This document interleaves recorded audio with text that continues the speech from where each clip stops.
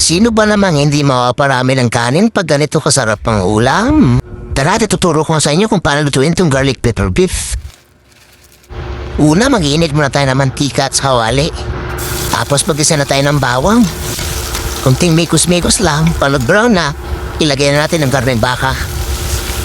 Yan, igisa lang natin. Sunod at templada natin yan ng konting toyo. Tagyan mo na rin ng konting liquid seasoning kung meron ka. Sunod nga natin ilalagay yung oyster sauce. Pambalansin ng tamis at alat. Halo-haluin lang natin na makumbay na mapampalasang inilagay natin. Sunod naman natin lagyan ng paminta. Tansyahan na lang ang dami, depende sa panlasan ninyo. Pagkatapos ay halo-haluin at lagyan natin ito ng tubig upang pakuluan.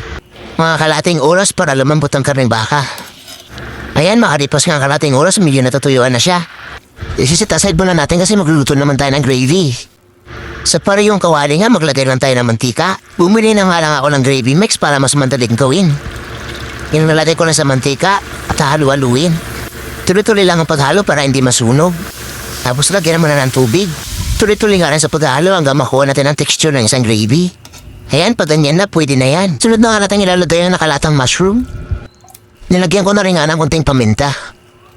Maglagay na rin nga tayo ng gatas na iba pampalinamnam ng lasa.